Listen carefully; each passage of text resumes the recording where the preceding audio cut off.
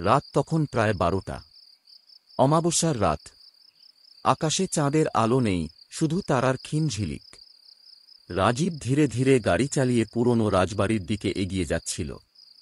বাড়িটা তার দাদুর রেখে যাওয়া সম্পত্তি, কিন্তু বহু বছর ধরে এটি পড়ে আছে পরিত্যক্ত অবস্থায়। ছোটবেলা থেকে গল্প শুনেছে এই বাড়িতে একটা ভয়ঙ্কর অতীত লুকিয়ে আছে। লোকমুখে বলে বহু বছর আগে এখানে এক তরুণী আত্মহত্যা করেছিল। তারপর থেকেই রাতে এখানে নাকি কিছু অদ্ভুত ঘটনা ঘটে।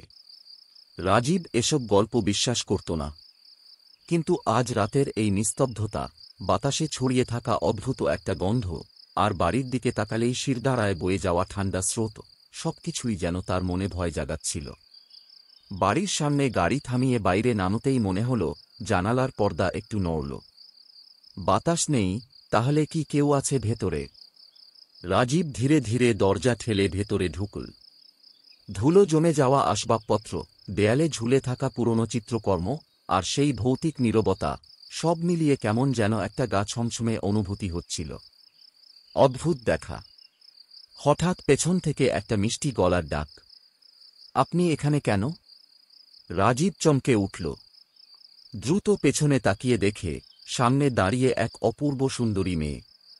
পরনে সাদা শাড়ি, কপালে ছোট্ট লাল টিপ, আর চোখে এক অদ্ভুত বিষাদ। যেন চেনা, আবার যেন অচেনা। কে তুমি? মেয়েটি মৃদু হাসল। হাসিটা মায়াবী, কিন্তু তার মধ্যে একটা শূন্যতা লুকিয়ে আছে। আপনার আসার কথা ছিল অনেক আগেই, কিন্তু আপনি এলেন এত দেরিতে। রাজীব অবাক হয়ে গেল। এই মেয়ে তাকে আগে থেকেই চিনে। তুমি এখানে থাকো? মেয়েটি একটা দীর্ঘশ্বাস ফেলে বলল, থাকি। বা বলা যায় ছিলাম। রাজীবের শরীর ঠান্ডা হয়ে এল। মেয়েটির ঠোঁটের কোণে এক বিষাদ মাখা হাসি, আর চোখের গভীরে এমন কিছু ছিল যা সে বুঝতে পারছিল না, ভয় নাকি ভালোবাসা।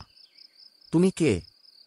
মেয়েটি ধীরে ধীরে কাছে এসে কানের কাছে ফিস করে বলল, আমি তোমার অপেক্ষায় ছিলাম অনেক বছর ধরে। রাজীব অনুভব করল একটা ঠান্ডা বাতাস তাকে ঘিরে ফেলছে, তার দেহ শিউরে উঠল, আর সামনের মেয়েটি ধীরে ধীরে হাওয়ায় মিলিয়ে গেল। পরের দিন সকালে গ্রামের লোকেদের কাছে সব জানার চেষ্টা করল রাজীব। বৃদ্ধ রামচরণ কাকু বলল, বাবাজি, তুমি ওকে দেখেছ? তাহলে তুমিই তার প্রেমিক। বহু বছর আগে এই বাড়িতে রাজকুমারীর মতো সুন্দরী এক মেয়ে থাকত, নাম ছিল মীরা। সে এক ছেলের প্রেমে পড়েছিল। সেই ছেলেও ওকে ভালোবাসত, কিন্তু কিছুতেই পরিবারের বাধা পেরোতে পারেনি।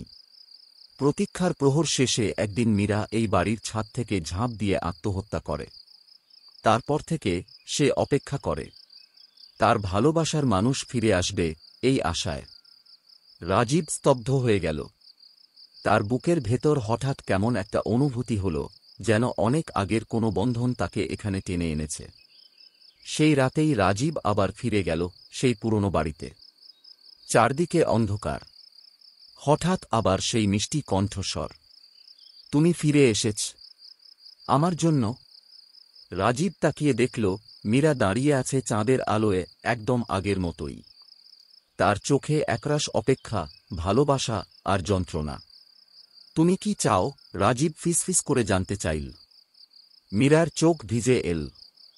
সে ধীরে ধীরে হাত বাড়িয়ে বলল, তুমি আমার সঙ্গে চলো। চলো চিরদিনের জন্য। রাজীবের মনে হল একটা ঠান্ডা ছায়া তাকে জড়িয়ে ধরল, ধীরে ধীরে সবকিছু ঝাপসা হয়ে গেল। পরের দিন সকালে গ্রামের লোকেরা শুনল রাজীবের নিথর দেহ পড়ে আছে রাজবাড়ির ছাদ থেকে নিচে। মুখে এক অদ্ভুত শান্তির ছাপ, যেন সে কারো প্রেমে ডুবে আছে। কেউ কেউ বলে মীরার অপেক্ষার অবসান হয়েছে। তারা আবার একসঙ্গে রয়েছে এই পৃথিবীর বাইরে, অন্য কোথাও, ভালোবাসার ছায়ায়।